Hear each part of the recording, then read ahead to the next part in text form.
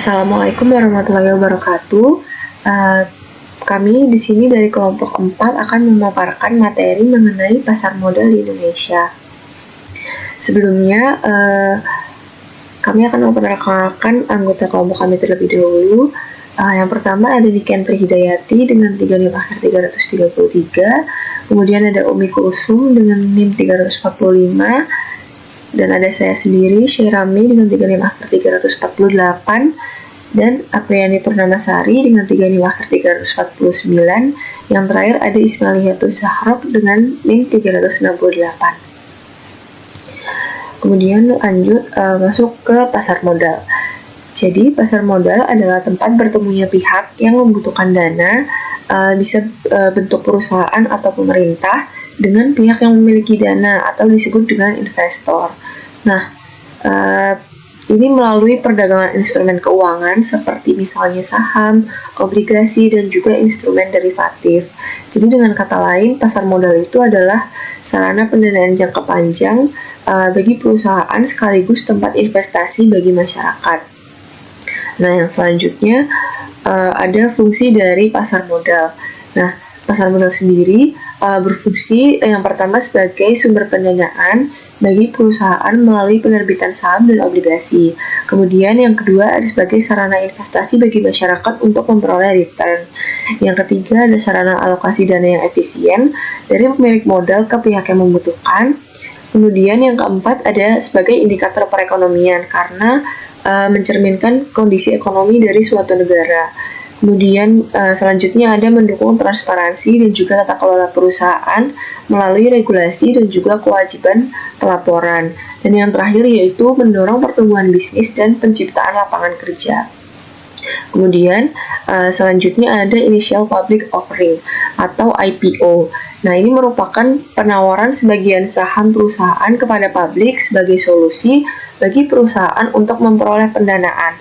Nah, proses ini juga sekaligus menjadikan perusahaan bertransformasi dari perusahaan tertutup menjadi suatu perusahaan terbuka yang akan dikelola lebih baik, lebih profesional, dan juga lebih transparan.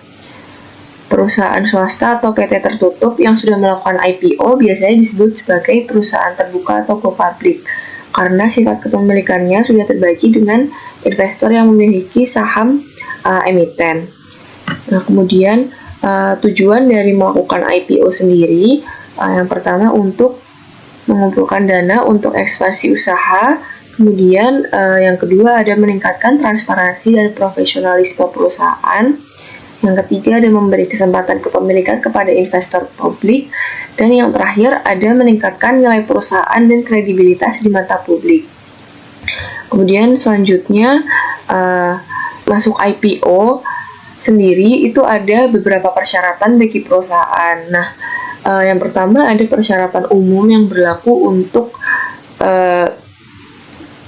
semua perusahaan. Jadi semua perusahaan itu harus berbentuk perseroan terbatas atau PT dan memiliki yang pertama ada komisaris independen, ini minimal 30% dari Dewan Komisaris. Kemudian yang kedua direktur independen minimal 1 orang, kemudian komite audit, unit audit internal, dan sekretaris perusahaan. Nah, jadi kalau di tabel yang tercantum ini akan ada 2 papan, yaitu papan utama dan papan pengembangan. Nah, jadi saat sebuah perusahaan ingin mencatatkan sahamnya di Bursa Efek Indonesia, perusahaan tersebut akan masuk ke dalam salah satu dari 2 papan utama pencatatan itu. Nah, papan di sini bisa kita anggap sebagai kategori yang menunjukkan sejauh mana sih kesiapan dan kematangan perusahaan itu. Jadi papan utama itu diperuntukkan bagi perusahaan yang dia sudah mapan dan stabil, yaitu seperti misalnya harus sudah beroperasi minimal 3 tahun, mencatatkan laba, memiliki aset bersih lebih dari 100 miliar, dan juga jumlah pemegang sahamnya minimal 1000 pihak. Nah, sedangkan papan pengembangan itu cocok untuk perusahaan yang masih dalam tahap tumbuh. Mungkin mereka belum laba tetapi memiliki proyeksi pertumbuhan yang cukup menjanjikan. Kemudian usia operasionalnya juga lebih pendek, minimal 12 bulan atau 1 tahun, dan syarat aset bersihnya jauh lebih ringan, yaitu hanya 5 miliar. Nah, dari sini kita bisa lihat bahwa bursa efek itu memberikan peluang bagi berbagai jenis perusahaan, baik yang sudah besar maupun yang baru berkembang untuk mendapatkan pendanaan dari publik.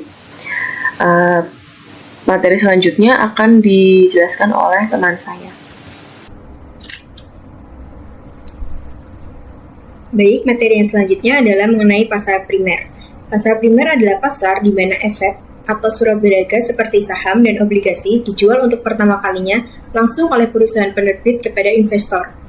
Proses ini biasanya dilakukan melalui Initial Public Offering atau IPO, atau penerbitan obligasi baru oleh pemerintah maupun perusahaan. Di pasar primer, dana yang diperoleh dari penjualan efek langsung masuk ke kas perusahaan atau pemerintah penerbit, bukan ke investor lain. Oleh karena itu, pasar primer merupakan sarana utama untuk menghimpun dana guna pembiayaan kegiatan usaha atau pembangunan. Selanjutnya adalah proses IPO. Yang pertama adalah persiapan internal oleh perusahaan, di mana perusahaan menilai kesiapan finansial, operasional, dan hukum. Yang kedua adalah pemilihan penjamin emisi atau underwriter. Perusahaan menunjuk satu atau beberapa underwriter untuk membantu proses IPO.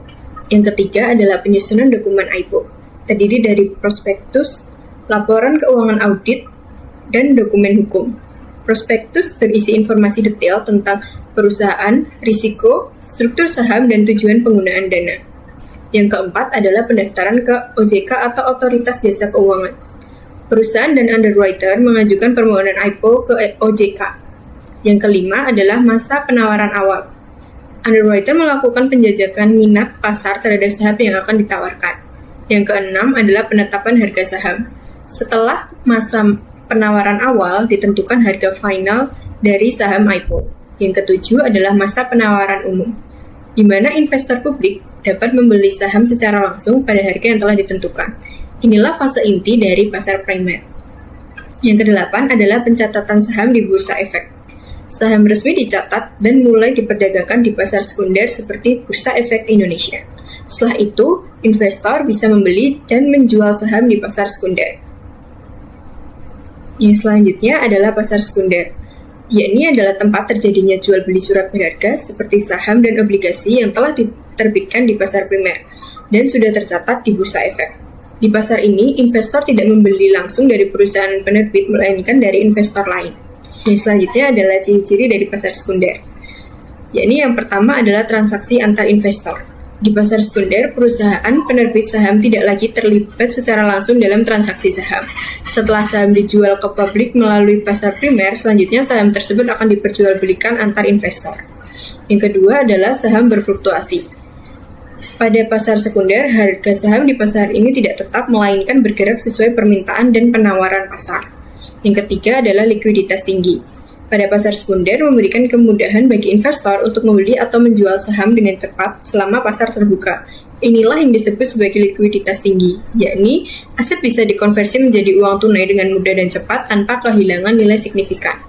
Yang terakhir adalah pasar sekunder cocok untuk berbagai strategi investasi baik jangka pendek, yaitu seperti trading harian atau mingguan, dengan memanfaatkan fluktuasi harga untuk mencari keuntungan secara cepat. Lalu, untuk berbagai strategi investasi baik jangka panjang, yaitu menyimpan saham untuk mendapatkan dividen atau capital gain selama bertahun-tahun. Selanjutnya adalah peran pasar sekunder setelah IPO. Setelah proses IPO selesai dan saham resmi dicatatkan di bursa, maka saham masuk ke pasar sekunder, di mana investor yang membeli saham saat IPO bisa mulai menjual sahamnya. Sedangkan investor baru juga bisa membeli saham tersebut dari investor lain, bukan langsung dari perusahaan. Yang kedua adalah perdagangan saham di Bursa Efek. Saham diperjualbelikan melalui mekanisme bursa seperti Bursa Efek Indonesia. Harga saham ditentukan oleh mekanisme pasar, yaitu supply dan demand. Yang ketiga adalah likuiditas dan penilaian pasar, di mana pasar sekunder memberikan likuiditas bagi investor, juga menjadi indikator penilaian pasar terhadap kinerja dan prospek perusahaan. Materi selanjutnya akan dipresentasikan oleh teman saya. Oke, di sini saya akan melanjutkan materi presentasi dari presenter sebelumnya. Di sini saya akan menjelaskan mengenai pasar third atau pasar ketiga. Nah, apa sih pasar ketiga ini? Pasar ketiga adalah pasar tempat sekuritas yang terdaftar di bursa efek diperdagangkan di luar bursa, biasanya melalui perantara atau broker yang tidak terdaftar di bursa efek. Menurut buku Membuka Cakrawala Ekonomi terbitan PT Grafindo Media Pertama, pasar ketiga memungkinkan investor besar untuk melakukan transaksi langsung dengan biaya yang lebih rendah. Di sini ada beberapa karakteristik pasar ketiga, di antaranya yang pertama ada transaksi di luar bursa efek. Sekuritas yang diperdagangkan di pasar ketiga tetap merupakan saham atau obligasi yang telah terdaftar di bursa, tetapi transaksi dilakukan di luar sistem bursa untuk mengurangi biaya. Kemudian yang kedua ada biaya lebih rendah. Biasanya transaksi di pasar ketiga dilakukan dengan biaya yang lebih rendah dibandingkan di bursa efek, sehingga menarik minat investor institusi yang melakukan transaksi dalam volume besar. Ketika sekuritas dan saham ini diperjualbelikan di pasar ketiga, investor akan melewati pasar sekunder dan pertukarannya. Sebelum menjual sekuritas ini kepada non-member level transaksi pasar ketiga, anggota perusahaan harus memenuhi semua batasan permintaan pada buku spesialis dengan harga yang sama atau lebih tinggi. Investor institusional yang normal akan mengambil bagian pasar ketiga termasuk perusahaan investasi dan rencana pensiun. Pasar ketiga menyatukan investor besar yang mau dan bisa membeli serta menjual sekuritas milik mereka sendiri untuk uang tunai dan mendapatkan pengiriman secepat mungkin. Sekuritas bisa dibeli dengan harga yang lebih rendah pada pasar ketiga karena tidak adanya komisi broker. Aturan anonim ini membuat setiap pihak tidak bisa mengetahui identitas satu sama lain. Terdapat beberapa aturan tambahan dan logika yang dibangun pada tampilan manajemen, tapi ada beberapa informasi yang tidak bisa dibagikan ke publik sehingga memberikan anonsi anonim transaksi ini jadi lebih baik. Kemudian di sini ada contohnya, yaitu transaksi saham startup atau perusahaan kecil yang belum IPO. Kemudian perannya pasar ketiga ini di Indonesia yaitu memfasilitasi pendanaan UMKM dan perusahaan non-listed tetapi berisiko tinggi karena kurangnya transparansi. Kemudian materi selanjutnya akan dijelaskan oleh presenter berikutnya. Selanjutnya, saya akan menjelaskan mengenai indeks harga saham gabungan sebagai pengukur kinerja pasar modal. Indeks harga saham gabungan adalah indeks yang mencerminkan pergerakan harga seluruh saham yang tercatat di Bursa Efek Indonesia. Indeks harga saham gabungan menghitung berdasarkan kapitalisasi pasar dari semua saham yang terdaftar dan memberikan gambaran menyeluruh tentang pergerakan pasar saham di Indonesia. Fungsi utama dari indeks harga saham gabungan yang pertama mengukur kinerja keseluruhan pasar saham Indonesia, dan yang kedua menjadi barometer sentimen investor terhadap kondisi ekonomi nasional. Makna pergerakan indeks harga saham gabungan: jika indeks harga saham gabungan naik, ini menandakan bahwa banyak saham mengalami kenaikan harga dan mencerminkan kepercayaan investor terhadap kondisi ekonomi atau prospek bisnis. Dan jika indeks harga saham gabungan turun, biasanya ini terjadi karena ketidakpastian dan sentimen negatif atau kondisi ekonomi yang memburuk. Pasar modal memiliki peran penting bagi perekonomian di Indonesia karena pasar modal menjalankan dua fungsi, yaitu pertama sebagai sarana pendanaan usaha atau sebagai sarana bagi perusahaan untuk mendapatkan dana dari masyarakat pemodal atau investor. Kedua, pasar modal dapat menjadi sarana bagi masyarakat untuk berinvestasi pada instrumen keuangan. Ada beberapa manfaat pasar modal untuk perusahaan, antara lain: yang pertama, sebagai salah satu sumber pembiayaan jangka panjang bagi perusahaan dalam mengembangkan usahanya. Yang kedua, sebagai tempat untuk penyebaran kepemilikan perusahaan kepada masyarakat. Yang ketiga, salah satu industri yang sangat terbuka dan menjunjung tinggi profesionalisme sehingga akan mendorong terciptanya iklim usaha yang sehat, termasuk mendorong penerapan prinsip good corporate governance pada perusahaan. Serta yang terakhir, strategi untuk mempertahankan keberadaan perusahaan dari generasi ke generasi. Selanjutnya ada beberapa manfaat pasar modal untuk masyarakat, antara lain yang pertama sebagai tempat investasi bagi investor yang ingin berinvestasi di aset keuangan. Yang kedua menciptakan lapangan kerja atau profesi bagi masyarakat baik sebagai pelaku pasar maupun investor. Yang ketiga menjadi indikator kondisi perekonomian negara, serta yang terakhir berperan dalam peningkatan pendapatan negara dari aktivitas pasar modal. Sekian dari kelompok kami, kurang lebihnya mohon maaf. Wassalamualaikum warahmatullahi wabarakatuh. Terima kasih.